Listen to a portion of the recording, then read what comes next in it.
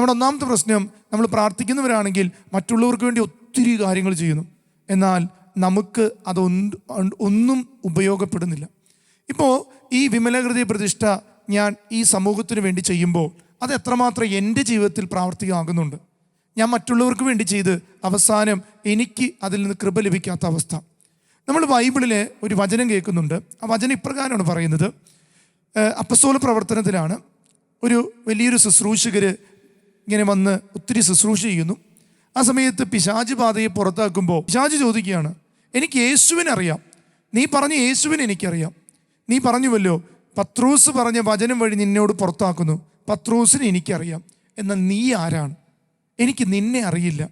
പ്രിയപ്പെട്ടവരെ, നമ്മൾ അനേകർക്ക് വേണ്ടി പ്രാർത്ഥിക്കുമ്പോഴും അനേകർക്ക് വേണ്ടി ശുശ്രൂഷ നയിക്കുമ്പോഴും ദൈവം ചോദിക്കുക, എനിക്ക് നിന്നെ അറിയോ? സാത്താൻ ചോദിക്കും, നീ യേശുവിൻ്റെ ആരാ? പ്രിയപ്പെട്ടവരെ, ഇത് നമ്മുടെ ആത്മജ്ഞാനത്തിലുണ്ടാകണം. നമ്മൾ മറ്റുള്ളവർക്ക് വേണ്ടി ശുശ്രൂഷ ചെയ്തിട്ട് അതിൽ നിന്ന് നമുക്ക് മാത്രം ഫലം കിട്ടാതെ പോകരുത്. രണ്ടാമത്തത്, ആത്മീയതയ്ക്ക് പകരം വയ്ക്കാവുന്ന ചില സബ്സ്റ്റിറ്റ്യൂട്ട്സ്, പകരക്കാരായ പല കാര്യങ്ങൾ നമ്മൾ ചില പ്രാർത്ഥനാ സമയങ്ങളിലേക്കും പകരം വയ്ക്കും.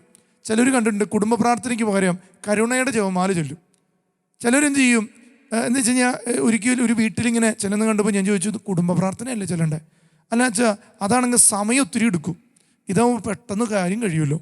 പ്രിയപ്പെട്ടവരെ, ഇതുപോലത്തെ ചില സബ്സ്റ്റിറ്റ്യൂട്ട്സ് പ്രയർ ഉണ്ട്. എന്താണ് ദൈവകരുണയുടെ ജപമാല? എന്താണ് കുടുംബ പ്രാർത്ഥന? ദൈവകരുണ എന്ന് പറഞ്ഞാൽ കരുണയുടെ മണിക്കൂറിൽ ദൈവത്തോട് കരുണ യാചിക്കുന്നു. കുടുംബ പ്രാർത്ഥന ഈശോയുടെ ജീവിത രഹസ്യങ്ങൾ ധ്യാനിക്കുന്ന, രണ്ടും ചെല്ലേണ്ട പ്രാർത്ഥനകളാണ്. എന്നാൽ ഓരോന്നിനും ഓരോ പ്രത്യേക നിയോഗങ്ങൾ ദൈവം കൽപ്പിച്ചിട്ടുണ്ട്. പ്രിയപ്പെട്ടവരെ, ഒന്നിനും പകരമാകില്ല. ചിലർ ഒത്തിരി ജപമാല ചൊല്ലിയിട്ട് പറയും, ഞങ്ങൾ ഒത്തിരി ജപമാലയുണ്ട്, കുർബാനയ്ക്ക് പോകാൻ പറ്റില്ല വെച്ചാൽ അതിന് പകരം ഞങ്ങൾ ജപമാല ചെല്ലാറുണ്ട്. പ്രിയപ്പെട്ടവരെ, കുർബാനയ്ക്ക് പകരമല്ല ജപമാല. അതുകൊണ്ട് ചില സബ്സ്റ്റിറ്റ്യൂട്ട്സ്, ഇന്ന് ആത്മീയതയിൽ പലരും പ്രാർത്ഥന ജീവിതത്തിൽ വളരാത്തതിന് കാരണം സബ്സ്റ്റിറ്റ്യൂട്ട്സ് ഉണ്ടാക്കാൻ, പകരം വയ്ക്കാം. നമുക്കറിയാം, നല്ലൊരു കാര്യത്തിന് ഇപ്പോൾ ഫുട്ബോൾ കളി സീസണൊക്കെയാണ്. അപ്പോൾ നല്ലൊരു കളിക്കാരനെ ഇറക്കിയിട്ട് സബ്സ്റ്റിറ്റ്യൂട്ട്സിനെ ഇറക്കുമ്പോൾ ആ കളി മോശമാകും. ഇതുപോലെ ചെയ്യേണ്ട കടമ നിർവഹിക്കാതെ അതിന് പകരം വയ്ക്കുന്ന ചില ആത്മീയതകൾ ഉണ്ടാക്കുന്നത് ഈ കാലഘട്ടത്തിൻ്റെ ചില അപകട സാധ്യതകൾ കൂടിയാണ്. അതുകൊണ്ട് പ്രിയപ്പെട്ടവരെ, തിരിച്ചറിയുക, നാം നമ്മെ തന്നെ നേരിടാതെ പോകുന്ന ഒരവസ്ഥയാണ് മൂന്നാമത്തത്. രണ്ടാമത്തത് സബ്സ്റ്റിറ്റ്യൂഷൻ ആണെങ്കിൽ, മൂന്നാമത്തത് നാം നമ്മെ തന്നെ നേരിടുന്നില്ല. ചിലപ്പോൾ പ്രാർത്ഥനയ്ക്ക് ഉറക്കം വരും, നമ്മൾ തീഷ്ണതയോട് നിൽക്കുമോ? പ്രിയപ്പെട്ടവരെ, എൻ്റെയൊക്കെ ചെറുപ്പ കാലഘട്ടത്തിൽ എൻ്റെയൊക്കെ കുടുംബ സാഹചര്യങ്ങളിൽ പഠിപ്പിച്ചൊരു കാര്യമുണ്ട്. ഉറക്കം വരുമ്പോൾ മുട്ടുകുത്തി കൊന്നു ചെല്ലണം. പ്രിയപ്പെട്ടവരെ, അല്ലെങ്കിൽ മുഖം കഴുകിയിട്ട് വാടാന്ന് പറയും. പ്രിയപ്പെട്ടവർ, ഇന്ന് അങ്ങനെയൊന്നും പറയാനില്ല. ഉറങ്ങുന്നതാണെങ്കിൽ അവിടെ കിടന്ന് ഉറങ്ങട്ടെ, ശല്യമില്ലല്ലോ. പ്രിയപ്പെട്ടവരെ, ഈ കുഞ്ഞ് വളരുമ്പോഴും അവൻ ഉറങ്ങും. പള്ളിക്ക് പുറത്തു നിന്ന് ബലിയർപ്പിക്കുന്ന അനേകം മക്കളെ ഞാൻ കണ്ടിട്ടുണ്ട്. കാരണം ഇതൊന്നും നമ്മൾ നേരിടാതെ പോകുകയാണ്. കുഞ്ഞുങ്ങളെ അകത്ത് കയറ്റുമ്പോൾ അവർ കളിക്കട്ടെ, അവരെ അങ്ങനെ പഠിപ്പിക്കുന്ന പരിശീലനങ്ങൾ നമുക്കില്ല. ഈ വിമലഹൃദയ പ്രതിഷ്ഠ നൽകുമ്പോൾ പരിശുദ്ധ അമ്മ പറയുക, നമ്മൾ എന്തുകൊണ്ട് ആത്മീയതയെ നേരിടാതെ പോകുന്നു? സുഖലോലുപതയ്ക്ക് നമ്മൾ വിട്ടുകൊടുക്കരുത്. പ്രിയപ്പെട്ടവരെ, ഇന്ന് അനേകം കുടുംബങ്ങളുടെ പ്രശ്നം ഈ നേരിടാതെ പോകുന്ന പരിശീലനങ്ങളില്ല.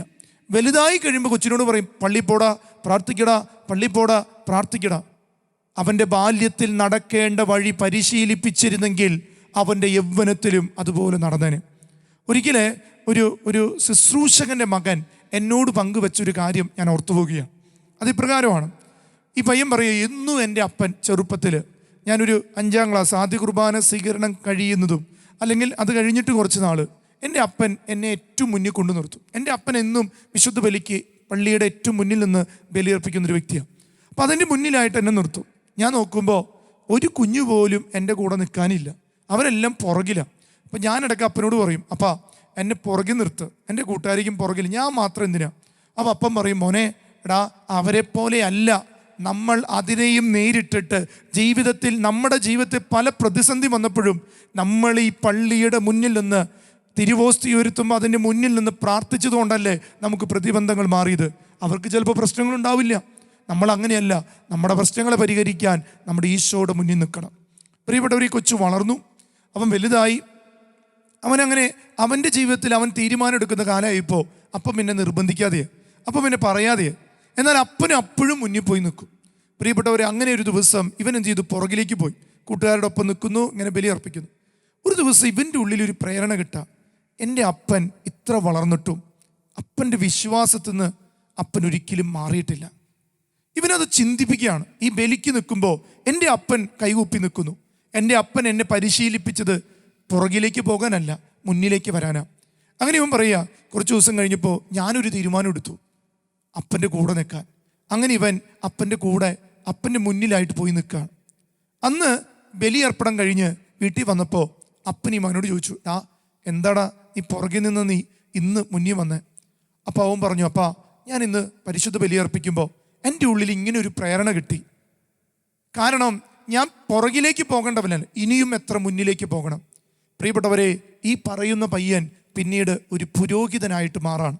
ഇതൊരു അച്ഛനായിട്ട് അച്ഛൻ ഞങ്ങളുടെ മുന്നിൽ, വൈദികരുടെ മുന്നിൽ പങ്കുവയ്ക്കുക. നമ്മുടെ ദൈവം നമ്മളെ മുന്നിൽ നിർത്തുന്നത് നമ്മുടെ മാതാവ്. അപ്പോൾ നല്ല ശീലങ്ങൾ നമ്മുടെ ജീവിതത്തിൽ കൃപയാകും. അപ്പം നമ്മൾ നേരിടണം പ്രിയപ്പെട്ടവർ. ചില പ്രതിസന്ധികളെ കളിയാക്കപ്പെടും, കുറ്റപ്പെടും.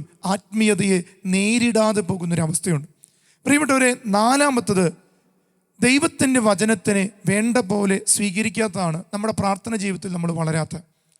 വചനത്തെ നമ്മൾ സ്വീകരിക്കുന്നില്ല. ഒത്തിരി എഴുതുന്നവരെ ഞാൻ കണ്ടിട്ടുണ്ട്, ബൈബിൾ മൊത്തം പകർത്തി എഴുതിയവരുണ്ട്, എല്ലാം നല്ലത് തന്നെ. എന്നാൽ ഈ വചനം എന്നോട് എന്തെങ്കിലും സംസാരിക്കുന്നുണ്ടോ? ഈ വചനം ജീവിക്കാൻ ഞാൻ എഴുതിയ മണിക്കൂറിനേക്കാൾ കൂടുതൽ മണിക്കൂർ ചെലവഴിക്കുന്നുണ്ടോ?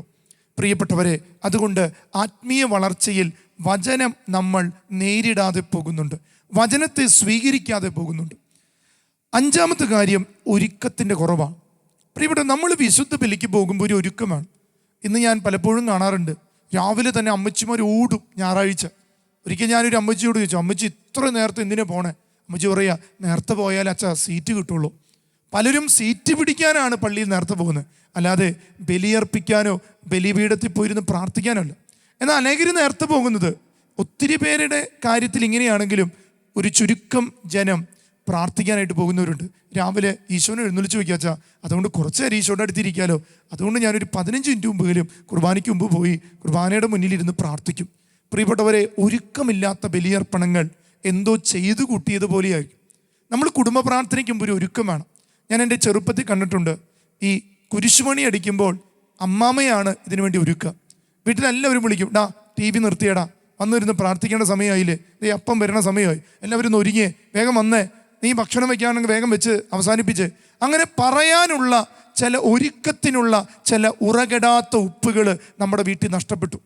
പണ്ട് കാലത്ത് നമ്മുടെ പൂർവികര് അങ്ങനെ ഉറകെടാതെ ജീവിച്ച ആത്മീയതയുടെ ബലമാണ് പ്രിയപ്പെട്ടവരെ. ഇന്ന് കത്തോലിക്ക സഭയിൽ എന്തെങ്കിലും ഉണ്ടെങ്കിൽ ഞാനൊക്കെ ഭയക്കാണ്. ഇനി ഒരു കാലം കഴിയുമ്പോൾ നമ്മുടെയൊക്കെ വീടിൻ്റെ അവസ്ഥ എന്താ? ഫോണ് നമ്മുടെ വീടിനെ എടുക്കാൻ തുടങ്ങി, അല്ലെങ്കിൽ നമ്മുടെ മീഡിയകൾ, സീരിയലുകൾ, മറ്റു പല കാര്യങ്ങളും നമ്മുടെ ജീവിതത്തിൻ്റെ കുടുംബ സന്ദർഭങ്ങളെ സ്വന്തമാക്കാൻ തുടങ്ങി. ഇന്ന് ബന്ധങ്ങളില്ല. ഒരുമിച്ച് ഭക്ഷണം കഴിക്കാൻ നല്ല ടീപ്പോയി മേടിച്ചു, എന്നാൽ അതിൽ തുണി ഉണക്കാനിടുന്നു. നല്ല മനോഹരമായ പ്രാർത്ഥനാ റൂം, വെഞ്ചിരിക്കാൻ അച്ഛൻ വരുമ്പോൾ അച്ഛൻ നല്ല അത്ഭുതപ്പെട്ടു പോയി, ദൈവമേ ഇവിടേക്ക് ഇരുന്ന സ്വർഗം പോലെയാണല്ലോ, ചാപ്പുല് പോലെ പണിത് വെച്ചിരിക്കണേ. എന്നാൽ അവിടെ പ്രാർത്ഥനയില്ല. ഫോട്ടോ എടുക്കാനും അല്ലെങ്കിൽ എല്ലാവരും വരുമ്പോൾ അച്ഛന്മാർക്ക് വേണ്ടി പ്രാർത്ഥിക്കാൻ വേണ്ടി ഒരു മുറി ഉണ്ടാക്കി വെച്ചിരിക്കുക. എന്നാൽ പ്രിയപ്പെട്ടവരെ, ഞാൻ കണ്ടിട്ടുണ്ട് ചില കുടുംബങ്ങളിൽ പ്രാർത്ഥന മുറികളിൽ എപ്പോഴും പ്രാർത്ഥന നടക്കും. ഒരിക്കലൊരു വീട്ടിൽ കടന്നു ചെന്നപ്പോൾ പ്രിയപ്പെട്ടവരെ, ദൈവവചനം ഇങ്ങനെ കേട്ടുകൊണ്ടിരിക്കുക. ഞാൻ ചോദിച്ചു, ഇതെവിടെ നിന്ന് ഈ വചനം കേൾക്കണേ? അച്ഛാ, ഞങ്ങളുടെ പ്രാർത്ഥന മുറിയിൽ ഞങ്ങളൊരു കൊച്ചു സ്പീക്കർ വെച്ചിരിക്കുക, അതിൽ ഞങ്ങൾ ഓഡിയോ ബൈബിൾ വെച്ചിരിക്കുക. പ്രിയപ്പെട്ടവരെ, അങ്ങനെയുള്ള വീട്ടിൽ കയറി ചെല്ലുമ്പോഴില്ലേ നമ്മുടെ ശരീരത്തിൽ തന്നെ ഈ ആത്മാവിൻ്റെ പ്രവർത്തനം ഉണ്ടാകുന്നത് ഞങ്ങൾ ആത്മീയ ശുശ്രൂഷകരായ വൈദികരൊത്തിരി അനുഭവിച്ചറിഞ്ഞിട്ടുണ്ട്. പ്രിയപ്പെട്ടവരെ, നമ്മുടെ ജീവിതത്തിൽ ഈ പ്രാർത്ഥന മുറിയിൽ എന്തൊരു അവസ്ഥയാണ്. നമ്മൾ ഒരുക്കമില്ലാത്തവരാണ്. ചില വീട്ടിലേക്കും ചെന്നാൽ രസകരമായിട്ട് പറയുന്നതല്ല, ഞാൻ ചിലപ്പോഴേക്കും വേദനിച്ചിട്ടുണ്ട്. ഈ ഔസേപിതാവിൻ്റെ മൂക്കുമെന്ന് മാറാമ്പല മാതാവിൻ്റെ അടുത്തേക്ക് പോകും. ഇടയ്ക്കൊരു റെസ്റ്റിന് വേണ്ടിയിട്ട് കുരിശുരൂപത്തിലൊന്ന് റെസ്റ്റിന് പോകും. ഇതുപോലെ മാറാമ്പല പിടിച്ച സ്ഥലം. പിന്നെ നമ്മുടെയൊക്കെയും വീട്ടിൽ കണ്ടിട്ടുണ്ടോ പ്രിയപ്പെട്ടവർ, മുഴുവൻ ഈ ലൈറ്റ് അറേഞ്ച്മെൻറ്റാണ്. ഈ രൂപക്കൂടുമ്പോൾ മുഴുവൻ മാല ബൾബിട്ട് സെറ്റ് ചെയ്തിരിക്കുക. നിങ്ങളൊന്ന് ചിന്തിച്ച് നോക്കിയേ, നമ്മൾ പ്രാർത്ഥിക്കാനിരിക്കുമ്പോൾ ഈ രൂപക്കുട്ടിലെ ഈശോയെ കാണുമ്പോൾ പച്ച, നീല, ചുവപ്പ് ഇങ്ങനെ പല ലൈറ്റ് കത്തുന്ന നമ്മുടെ ശ്രദ്ധ എവിടെയായിരിക്കും? ഞാൻ എൻ്റെ കുട്ടിക്കാലത്ത് ഒരു വീട്ടിൽ പ്രാർത്ഥിക്കാൻ പോയപ്പോൾ ഞാൻ ശ്രദ്ധിച്ചിട്ടുണ്ട്, എൻ്റെ ഉള്ളിൽ അടുത്ത ചോദ്യമാണ്, നന്മ നിറഞ്ഞ ഓർമ്മ ചെല്ലുമ്പോൾ എൻ്റെ ഉള്ളിലൊരു ചിന്തയാണ്, അടുത്തത് പച്ചയായിരിക്കും കേട്ടോ കത്ത, അടുത്തത് മഞ്ഞയായിരിക്കും കത്ത. പ്രിയപ്പെട്ടവർ, ഇതുപോലത്തെ നമ്മുടെ ജീവിതത്തിൽ പ്രാർത്ഥിക്കുന്ന സ്ഥലത്തൊരു ഒരുക്കമുണ്ടോ? അങ്ങനെയാണ് നമ്മുടെ ജീവിതത്തിൽ നമ്മൾ നേരിടാതെ പോകുന്നുണ്ട് ഈ ആത്മീയ കാര്യങ്ങളിൽ. ചിലത് ചെയ്യാൻ പാടില്ല പ്രിയപ്പെട്ടവരെ. പ്രാർത്ഥന സ്ഥലം നല്ല വ്യക്തമായിട്ട് വെക്കണം, നല്ലൊരു മെഴുതിരി കത്തിച്ച് വെക്കണം. ഞാൻ കണ്ടിട്ടുണ്ട്, എൻ്റെക്കും കുട്ടിക്കാലത്ത് ഞാൻ പൂർവികരിൽ നിന്ന് കണ്ട കാര്യങ്ങളാണ് പറയണം.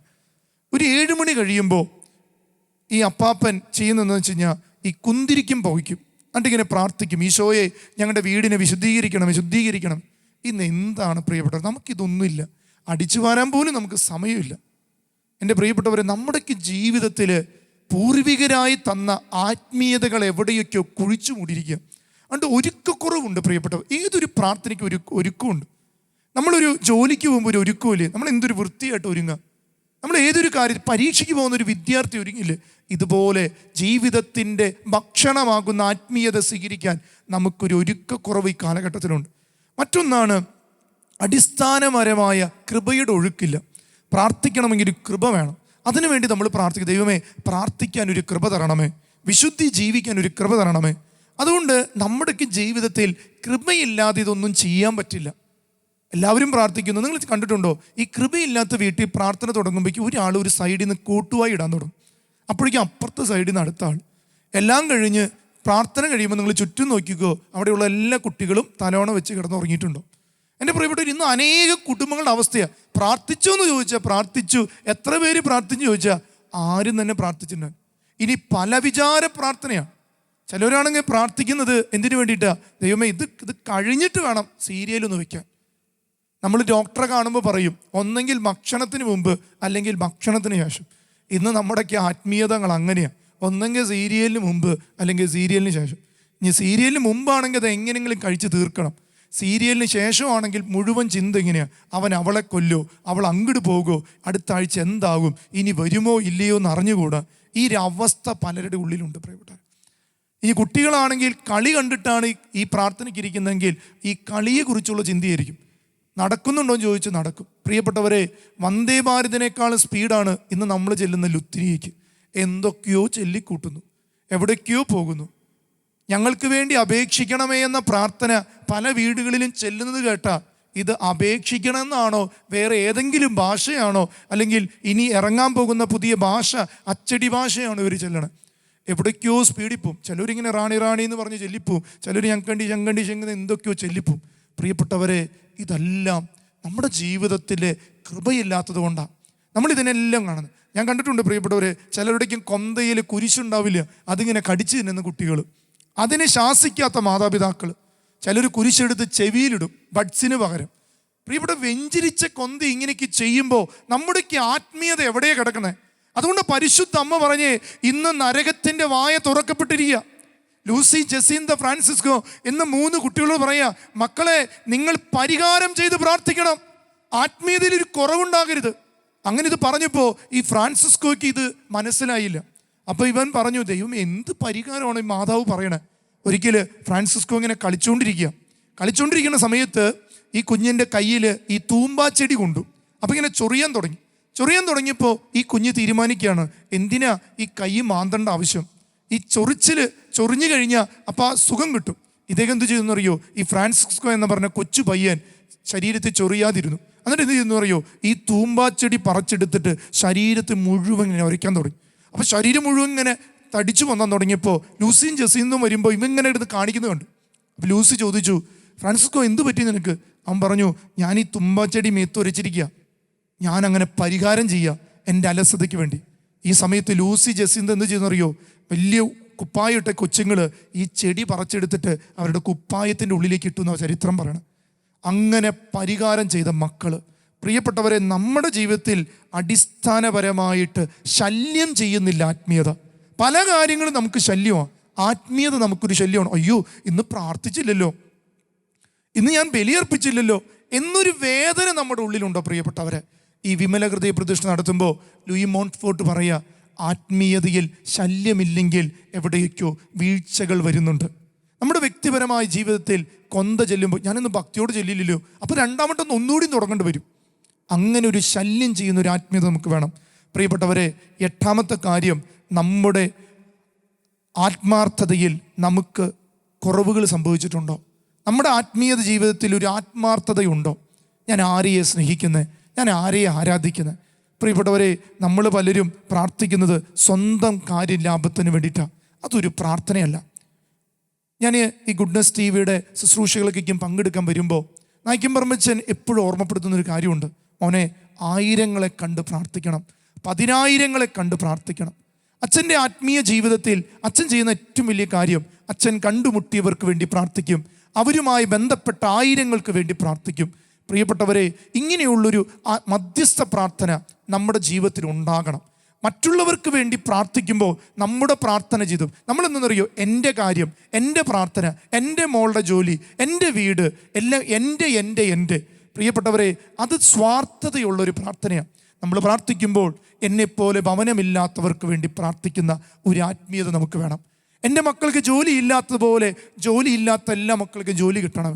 എൻ്റെ മക്കളുടെ വിവാഹം കഴിയാത്തതുപോലെ വിവാഹം കഴിയാതെ വേദനിക്കുന്ന എല്ലാവരുടെയും പ്രാർത്ഥന കൂട്ടി വയ്ക്കാൻ പറ്റണം. പ്രിയപ്പെട്ടവരെ, അതുപോലെ തന്നെ മക്കളില്ലാത്തവരെ കുറിച്ച് വേദനിക്കുന്നവർ എന്ത് ചെയ്യണമെന്നറിയോ? ഇതുപോലെ ഒത്തിരി പേരുടെ കണ്ണീരുണ്ട്. ആ കണ്ണീരുകളെ ചേർത്ത് വെച്ച് ദൈവത്തിന് മുന്നിൽ പ്രാർത്ഥിക്കുമ്പോൾ നിന്റെ പ്രാർത്ഥനയ്ക്ക് വലിയ വിലയുണ്ടാകും. പ്രിയപ്പെട്ടവരെ, നമ്മളെല്ലാം ജനിക്കപ്പെട്ടത് നമുക്ക് വേണ്ടി മാത്രം പ്രാർത്ഥിക്കാനല്ല, ചുറ്റുപാടുകൾക്ക് വേണ്ടി പ്രാർത്ഥിക്കാനാണ്.